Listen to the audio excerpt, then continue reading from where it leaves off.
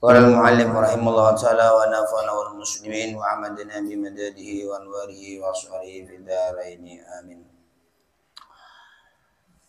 Kemarin kita membahas seputar sumbernya hukum Islam. Bahwasanya hukum Islam itu bersumber atas 4. Pertama, Al-Quran sumbernya. Nomor 2, hadis. Nomor 3, ijma. Nomor 4, qiyas. Apa yang dinamakan Al-Quran? Yang dinamakan Al-Quran, Al-Quran huwa kitabullahi al-munzalu ala sayyidina Muhammadin sallallahu alaihi wasallam.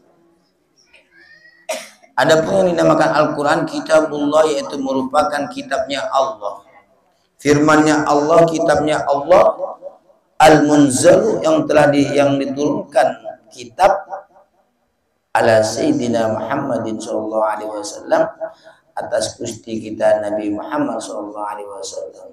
Untuk apa?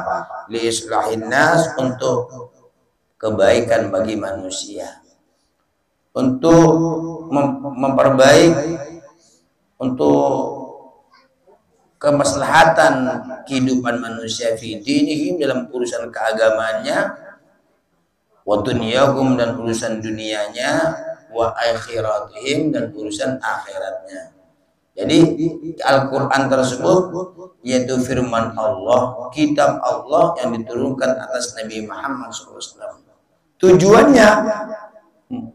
Tujuannya biar manusia itu baik, biar manusia itu bersih, biar manusia itu bagus, baik di urusan, terutama urusan agama dan urusan dunia dan akhiratnya. Kalau memang begitu, berarti Al-Quran sumber kehidupan bagi manusia, tatanan manusia-manusia di dunia, lebih-lebih di akhirat. Makanya kalau ada apa-apa, kita kembali Al-Quran. Sederhananya, kalau seumpama kita susah, banyak-banyak kita baca Al-Quran. Kesusahan ini kan terjadi di dunia. Di saat kita kembali Al-Quran, umpama kita baca Al-Quran, maka kita mendapatkan 2. Di dunia kita dapat ketenangan, di akhirat kita dapat pahala dari Allah Subhanahu wa ta'ala. Karena Al-Quran berfungsi dari dunia sampai ke akhirat. Allahumma shalli ala Muhammad. Ini Al-Quran. Yang nomor 2 itu hadis. Hadis itu apa? Wa adapun hadis, aqwalun Nabi sallallahu alaihi wasallam, yaitu sabdanya Kanjeng Nabi Muhammad SAW. Sabda-sabdanya. Wa amalu, dan juga pekerjaannya. Tingkah laku Rasulullah, bagaimana tingkah Rasulullah sehari-hari, malam, siang. Allati bayyinat ahkamal Islam, sebagaimana yang menjelaskan hadis ahkamal Islam, yaitu menjelaskan hukum-hukum Islam. Wa arsyadatin nas, dan juga hadis menunjukkan kepada manusia kepada hak hukum. Hadis itu apa? Hadis itu perkataan atau sabdanya Kanjeng Nabi Muhammad SAW. Baik dari perkataan Rasulullah, sabdanya Rasulullah langsung, ataupun dari tingkah Rasulullah SAW. Hal itu perkataan ataupun tingkah Rasulullah yang bisa menjelaskan hukum-hukum Allah. Allahumma sholli ala Muhammad. Andai kata tidak ada di Al-Quranku, dikarenakan kita tidak mengerti, kita insya Allah akan kita temui di hadis. Jadi hadis tersebut yaitu perkataan atau dawu-dawunya atau sabdanya Kanjeng Nabi Muhammad sallallahu alaihi wasallam untuk menjelaskan hukum-hukum Islam, untuk menjelaskan pada manusia tentang hukum-hukum Islam. Wa sholat, duhur, asar, maghrib, isya, subuh, itu ada di hadis. Allah, zakat apa yang wajib, itu ada di Al-Quran. Zakat, umpama punya sapi sekian, punya unta sekian, punya uang sekian, itu namanya. Jadi hadis tersebut penjelasan daripada Al-Quran Al-Karim. Hadis tersebut sabdanya Rasulullah merupakan penjelasan dari firman-Nya Allah Subhanahu wa taala. Karena di Al-Qur'an itu ada yang jelas, manusia bisa tanpa mikir. Ada di hadis di Al-Qur'an di Al-Qur'an tersebut kita tidak bisa ditemui, yaitu penjelasannya di hadis kanjeng Nabi Muhammad SAW. Nomor 3, ijma. Ini sumbernya hukum-hukum Islam, sumber semua ini. Ijma itu apa? Wa ittifaqu mujtahidil ummati ba'da nabiyina Muhammad sallallahu alaihi wasallam, yaitu setujunya umat-umat yang sangat hati-hati. Mujtahid itu hati-hati. Ba'da nabiyina Muhammad sallallahu alaihi wasallam, setelah zamannya Nabi Muhammad sallallahu alaihi wasallam. Setelah Rasulullah fi isrin dalam satu zaman melaqsar dari berbagai zaman ala ay amrin kana atas perkara karena yang ditemukan perkara. Adapun ijma nomor 3 itu ijma, sumbernya agama. Ijma itu apa? Kesetujuan ulama, mufakatnya ulama tersebut yang sangat hati-hati hidupnya setelah kanjeng Nabi Muhammad SAW. Seperti Imam Hanafi, Imam Maliki, Imam Syafi'i, Imam Hambali, itu bukan sahabat, bukan. Itu ulama yang sangat hati-hati dalam menyelidiki hukum, hati-hati dalam menimbang-nimbang hukum. Nah, jadi ijma tersebut setujunya ulama zamannya di zaman setelah kanjeng Nabi Muhammad SAW. Ulama yang bagaimana? Ulama yang betul-betul hati-hati dalam seputar hukum. Nomor 4, sumbernya agama, sumbernya Islam. Nomor 4 itu ada kata-kata qiyas. Qiyas itu apa? Wa tadbiqu amrin lam yujad lahu dalilun ala nadhirihi ishtirakihima fi illatil hukmi. Wa adapun qiyas tadbiqu amrin, yaitu cocoknya satu perkara lam yujad yang tidak ditemukan bagi perkara dalilun, yaitu keterangan ataupun dalil ataupun keterangan ala nadirihi atas perbandingan dalil istirakihima karena samanya keduanya fi illatil hukmi dalam alasan hukum. Nomor 4, adapun tangga yang terakhir daripada sumbernya Islam itu ada kata-kata qiyas. Qiyas itu apa? Cocoknya satu itu tidak ada, artinya tidak ada dalam Al-Quran hukum tersebut, tidak ada dalam hadis, tidak ada dalam ijma aneh, cuman bisa diperumpamakan, dikiaskan. Dan makanya hukum qiyas tersebut yaitu cocoknya satu perkara yang tidak ada, perkara tersebut tidak ada dalilnya, tidak ada perumpamannya, tidak ada perumpamaan, cuman bisa diperumpamaan, bisa diumpamakan, bisa ini kan ada dalil ala nadiri, yang tidak ada perkara tersebut dalilnya, keterangannya dalam Al-Quran tidak ada, dalam hadis tidak ada, dalam ijma juga tidak ada. Karena keserupaan di antara keduanya, di antara yang dikiaskan dan kias dalam alasan hukumnya. Jadi dikiaskan saja itu. Untuk pas tidak ada, cuman secara dikiaskan. Allahumma sholli ala Muhammad. Inilah sumber-sumber daripada hukum-hukum Islam. Wallahu a'lam bishawab. Bismillahirrahmanirrahim.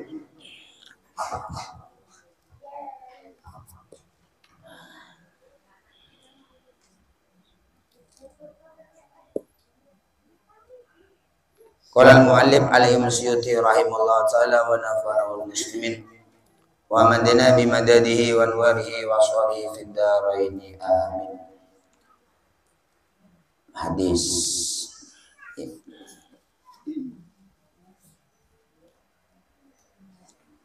wa bihi ila qala Nabi sallallahu alaihi wasallam, tetap seputar hadis sabdanya Rasulullah kepada Abdullah bin Mas'ud. kan namanya Abdullah. Ibnu Mas'ud itu namanya Abdullah bin Mas'ud. Abdullah bin Mas'ud salah satu orang yang mempunyai rahasia dengan Rasulullah. Kan Rasulullah punya rahasia dengan Rasulullah bin Mas'ud.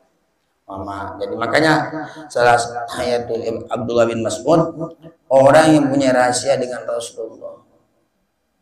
Kalau Rasulullah punya rahasia tentang keluargaan, cuma Abdullah bin Mas'ud yang tahu. Ada kan Abdullah bin Mas'ud. Karena sahabatnya Rasulullah itu beda-beda. Ada yang dititipi rahasia oleh Rasulullah, rasa ini, rasa itu. Nah, ini Abdullah bin Mas'ud. Dan juga yang sering membolak-balik sandal Rasulullah, yang sering yaitu mensucikan Rasulullah perjalanan, itu Abdullah bin Mas'ud. Abdullah bin Mas'ud. Orangnya ini kurus pendek lagi orangnya. Dan Abdullah bin Mas'ud salah satu paling baiknya manusia, paling dermawannya manusia, paling baiknya manusia.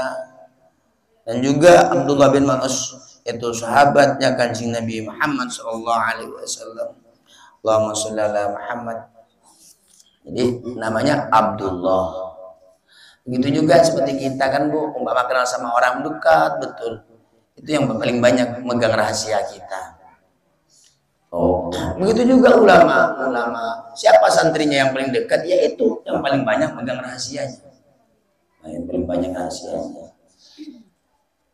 Jadi, makanya kita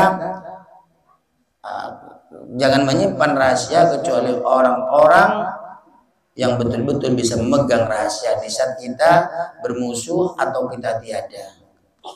Kadang manusia itu di saat kawan aja, udah musuh atau ketengkar atau mati, rahasianya dibuka-buka. Simpanlah rahasia kepada seorang yang dekat kepada Allah dan Kanjeng Nabi Muhammad sallallahu alaihi wasallam.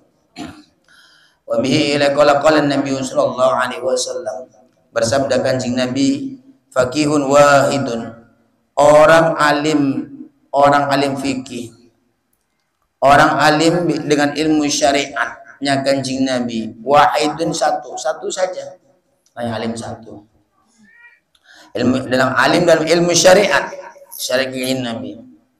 Contoh seperti wudu, adus, nah, itu kan ilmu syariat itu namanya.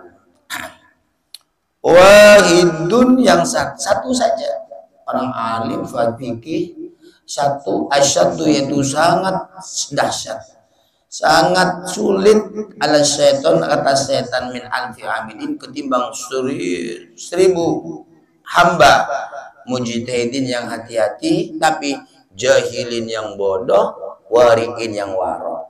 Ada orang alim satu, alim ilmu syariat, hati-hati dia. Orang alim ilmu syariat satu, yang waro, itu bagi setan sangat sulit ketimbang orang-orang bodoh yang ibadah. 1000 orang bodoh ibadah, 1000 perbandingannya orang alim itu. Orang alim yang ibadah, orang alim ilmu syariat, satu perbandingan orang bodoh, orang yang tidak punya ilmu ibadah 1000 orang. Nah, umpama begini Bu, ada orang alim satu ibadah, ada orang yang tidak alim agama 1000. Itu bagi setan 1000 itu tidak ada apa-apanya, untuk menggoda itu. Uduknya aja udah dibatalkan, apalagi sholatnya, uduknya sudah dibatalkan. Nah ini kan Allah. Makanya semoga kita sampai mati kita selalu mencari ilmunya Allah dan barokah. Amin Allahumma. Tidak ada jalan lain untuk kita tenang semakin tua, semakin melainkan kita semakin menambah timba ilmunya Allah dan amalkan. Tidak ada kata-kata orang tersebut akan tenang, betul-betul tenang menuju Allah bahkan semakin ruwet, mungkin tambah masalah kalau orang itu jauh dari ilmunya Allah Subhanahu wa Ta'ala. Ya alhamdulillah Bu, kita oleh Allah masih bisa ketemu, bisa ngaji untuk memperbaiki diri kita, memperbaiki. Yang tidak tahu bisa tahu, yang tahu ya bertambah ilmunya. Allahumma sholli ala Muhammad.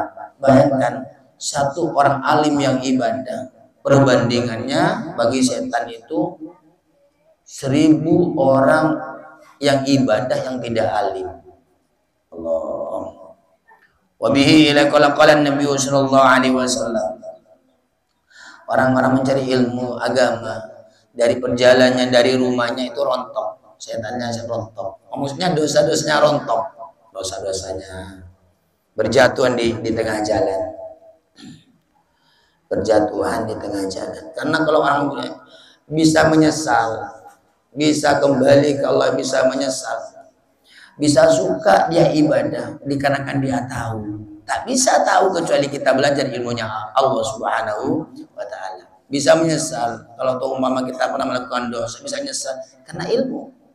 Kita bisa semangat dengan sesuatu, umpama baca sholawat, umpama kita berzikir, umpama kita sholat, umpama kita puasa, umpama kita sedekah dan lain-lainnya, bisa semangat dikarenakan apa? Dikarenakan ilmu. Karena ilmu. Orang sedekah begini-begini pahalanya, ketenangannya, gantinya, kan ilmu itu. Orang sholat tenang dan lain, dapat pahala lagi begini, itu kan ilmu. Nah, ini kan. Allahumma sholli ala Muhammad. Makanya salah satu orang yang nanti matinya itu sulit sewaktu di dunia tersebut dia bisa menimba ilmu, dia sempat menimba ilmu, berjalan dia bisa ilmu agama ini ya, karena tatanan manusia itu tiap harinya harus butuh ilmu. Mau cuci baju harus punya ilmu. Nah, kalau tidak bisa najis atau mutanajis. Umpama ada kotoran di tegel, itu ilmu itu Bu. Orang mau sedekah, yang mau ikhlas kudu punya ilmu. Orang yang mau sholat, semuanya harus punya ilmu. Makanya Imam Syafi'i pernah berkata, hayatul ilmi, hayatul fata, wal hayatul fata, wallahi bil ilmi wa tuqa. Idza lam yakuna la'tibar lidati. Hayatul fata, hidupnya seorang pemuda dan pemudi.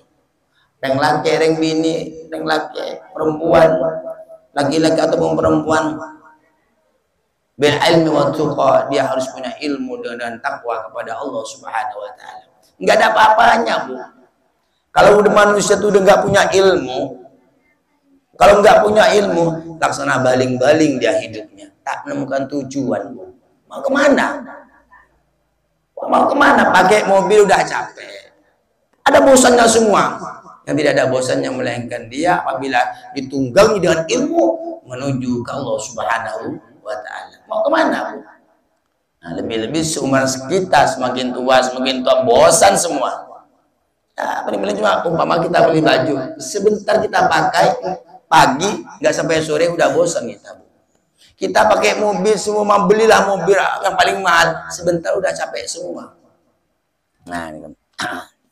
Allah.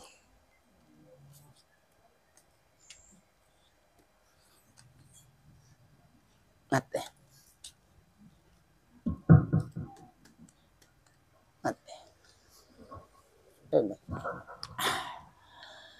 Makanya semoga kita punya ilmu yang barokah. Itu paling menyesalnya 2 orang nanti di akhirat ini. Sabdanya Rasulullah. Yang pertama, laki-laki ataupun perempuan, sewaktu di dunia dia bisa mencari ilmu agama, lalu dia tidak mau tak sempat. Ini, ayo kita ke muslimatan dengan pengajian. Aduh saya gini, tak sempat. Naudzubillah. Ayo 1 bulan 1 kali itu ada pengajian di sini. Oh saya tidak sempat, sibuk saya. Naudzubillah. Salah satu orang tercegah, salah satu orang celaka, selalu tak sempat dalam kebaikan. Naudzubillah. Nah ini salah satu orang yang beruntung selalu sempat dalam kebaikan. Sebaliknya sholat sempat, puasa sempat, dzikir sempat, ngaji sempat, yasinan sempat. Itu tanda-tanda orang-orang bahagia, orang-orang selamat dari dunia sampai akhirat. Sebaliknya Allah kan ada orang itu kalau masalah urusan bukan urusan keagamaan selalu sempat. Ada, yuk kita nyantai, yuk firman jam, ayo kapan? Udah bitong kapi benrearin, cuman bikin lampin. Sudah sempat. Yuk kita besok ke anu makan sempat. Yuk kita nyantai ke sini sempat. Terlalu giliran seumpama muslimatan, aduh saya sakit pinggang semua, ini capek semua. Naudzubillah. Tak bisa bu, tak bisa. Makanya kita, ayo kita oleh Allah kita punya pikiran sehingga kita harus mikir lebih positif, lebih jernih bahwa pada hakikatnya kita semakin tua semakin dekat sama kuburan. Seberapa lama kita nih bu? Seberapa? Semakin sakit, udah sakit inilah, sakit itu, sakit pinggang lah, sudah dikurangi semua oleh Allah Subhanahu Wa Taala. Apakah itu bukan pelajaran? Sebenarnya pelajaran bagi kaum-kaum yang mau berpikir. Liqaumi yatafakkarun, bagi kaum yang mau berpikir itu. Allah, makanan sudah dikurangin. Mungkin dulu kita musim durian makannya banyak, kalau sekarang udah sakit ini, sakit itu, sakit ini. Tak bisa saya harus makan banyak-banyak. Kenapa bu? Kolesterol saya. Kembali pembahasan nomor 2, orang itu yang paling menyesal nanti di hari kiamat yaitu orang alim yang tidak melakukan ilmunya, tak mengamalkan ilmunya. Itu 2. Satu, orang laki-laki ataupun perempuan semasa dia hidup dia tidak ada keilmu, tidak melangkah ke ilmu, tidak meluangkan mencari ilmunya Allah Subhanahu Wa Taala. Yang nomor 2 bu, seorang laki-laki ilmunya yang tidak bermanfaat, ataupun perempuan dia punya ilmu tapi tidak dilakoni ilmu. Makanya kita lakoni. Kalau Android ataupun HP kita bawa terus, masa kita nggak bisa bu bawa tasbih kecil-kecil kah? Allah kecil-kecil. Umpama sampai gengsi yang mau seperti ini, aduh malu saya Ustaz, masa kok ini gue besar. Ya udah, kan ada sekarang digital kecil. Bisa kita menyerukan lafaz Allah, betapa bahagianya Allah. Berarti kita sadar bahwa dialah Tuhan kita, Allah. Atau astagfirullah, astagfirullah, astagfirullah, astagfirullah. Atau sallallahu alaihi Muhammad, sallallahu alaihi Muhammad, sallallahu alaihi Muhammad, subhanallah itu. Banyak-banyak kita menyebut Allah, banyak-banyak kita ingat kepada Allah, banyak-banyak kita ingat kepada Rasulullah dengan baca sholawat agar kita dicintai oleh Allah dan kanjeng Nabi Muhammad sallallahu alaihi wasallam. 2 orang inilah yang paling nanti celaka, paling menyesal di akhirat. Pertama, laki-laki ataupun perempuan sebenarnya dia bisa mencari ilmunya agama, lalu dia tidak mau mencari.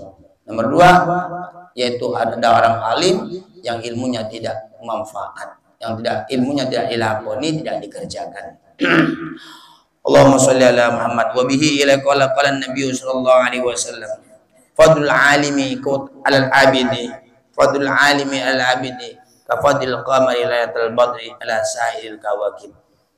Fadlul alimi, keutamaan orang alim,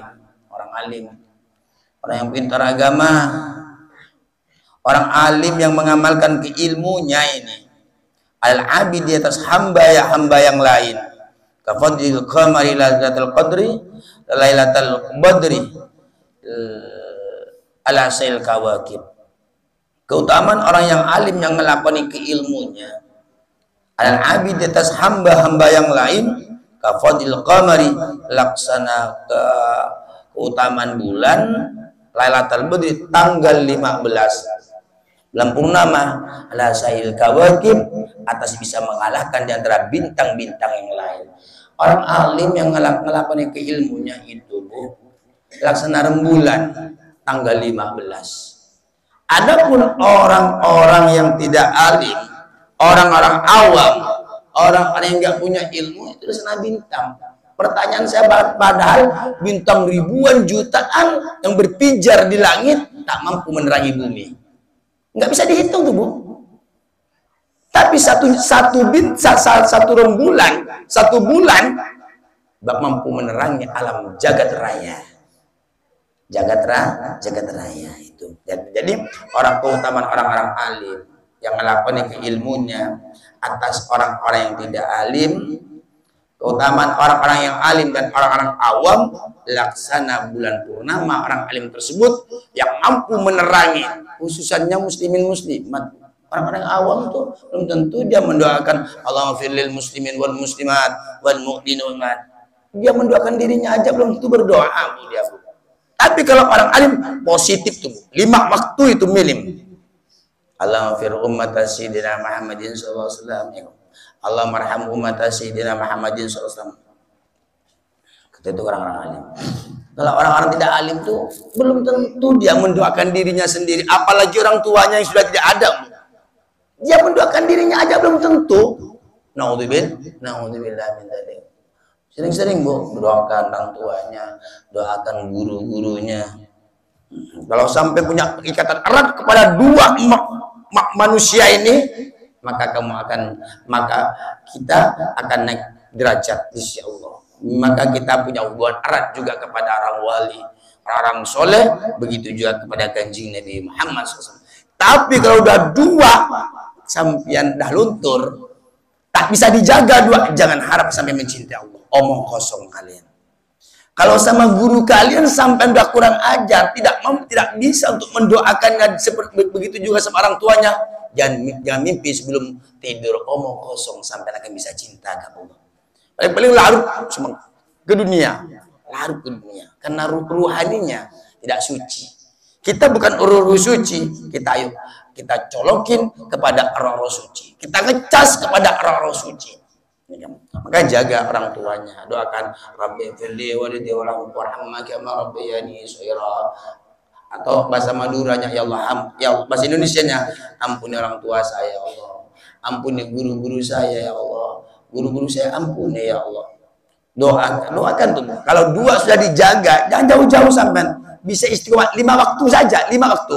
Duhur, asar, maghrib, isya, subuh, bisa mendoakan orang tuanya, mendoakan gurunya, insya Allah kalian akan bersambung pada orang-orang wali sehingga sampai kepada Kanjeng Nabi Muhammad SAW.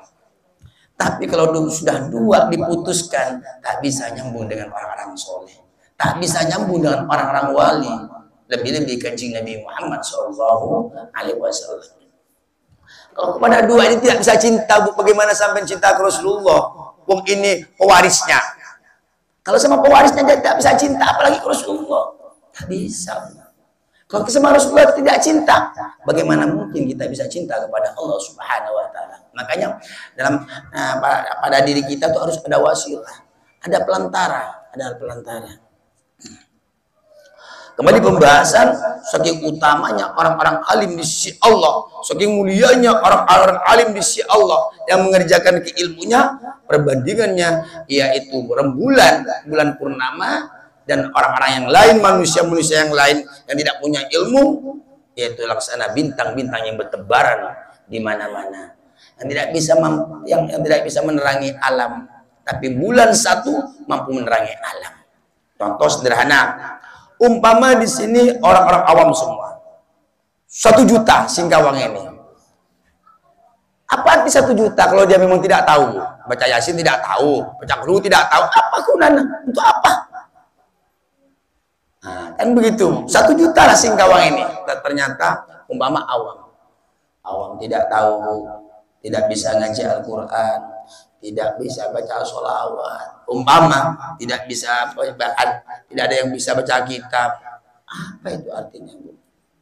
Tidak ada artinya, walaupun 1 juta akan di atas itu juga. Jadi orang-orang alim yang mengerjakan ilmunya, dia lampunya Allah, dia penggantinya Allah di muka bumi setelah Kanjeng Nabi Muhammad SAW. Tak bisa dipadamkan itu, Bu. Karena langsung Allah sendiri yang menghidupkan. Selama ilmunya diamalkan, tak bisa itu. Mau diredamkan kayak apapun tidak akan pernah bisa. Karena Allah langsung Kanjeng Nabi yang membelanya. Wa bihi ila qala Nabi sallallahu alaihi wasallam. Man intaqala liyata'allama ilman ufira lahu qabla an yaqtuwa. Man intaqala, barang siapa yang berpindah, berjalan kaki atau seumpama dia pakai kendaraan, mobil, motor, jalan kaki dari tempat ke tempat. Itu apa? Ia ta'allama ilman, untuk mencari ilmu, dari ilmu agama. Oh, dari Condong ke sini cari ilmu agama. Dari Gudang umpama ke sini ngumpul muslimatan untuk mencari ilmu agama. Apa kata sabdanya Rasulullah? Ghufira lahu, maka diampuni bagi orang tersebut. Qabla ayyaqtuwa, sebelum dia atengkah apa ini? Sebelum dia melangkah sudah diampuni dosa-dosanya oleh Allah. Saking mulianya ilmunya Allah. Oh, mamanya topik, padahal dekat. Oh, saya ini muslimatan, saya mau ngaji kitab, saya mau cari ilmu. Sebelum dia melangkah, dia baik dia niat seumpamanya dalam hatinya di saat dalam WC atau di kamarnya lagi pada berduduk, sebelum dia melangkah, ghufira lahu qabla ayyaqtuwa, maka diampuni dosa-dosanya sebelum dia melangkah. Saking mulianya ilmunya Allah Subhanahu wa taala. Mengapa? Kalau orang udah tujuannya ilmu, berarti dia tujuannya Allah Subhanahu wa taala. Memperbaiki diri kan berarti yang tidak tahu bisa tahu, kan begitu, Bu? Oh, saya mau ngaji nih, saya tidak. Berarti kan dia sadar bahwa dia tidak tahu. Yang susah sudah tidak tahu, tahu, lere susah. Jadi salah satu orang yang diampuni dosanya oleh Allah bukan hanya saja baca istighfar ataupun sholawat, tapi dia melangkahkan kakinya untuk menuntut ilmunya Allah. Sebelum melangkah kakinya, oleh Allah sudah diampuni dosa-dosanya oleh Allah Subhanahu wa taala. Makanya ini ilmu agama ya. Makanya kalau ngaji betul-betul tidak mungkin pusing sampai pasti beda. Asalnya betul-betul konsisten, betul-betul jangan ribut semua. Diam betul. Walaupun pikirnya pertama kalut, sibuk, umpama pikirannya kacau, di saat sampai betul-betul niatnya bulat, mendengarkan betul-betul, maka walaupun tidak mengerti sampai tetap menemukan ketenangan, kedamaian. Mengapa? Karena rontok dosanya dan juga diberikan pahala oleh Allah, diangkat derajatnya oleh Allah Subhanahu wa taala. Pasti tenang, beda ya Allah, beda. Kalau boleh jujur, Bu.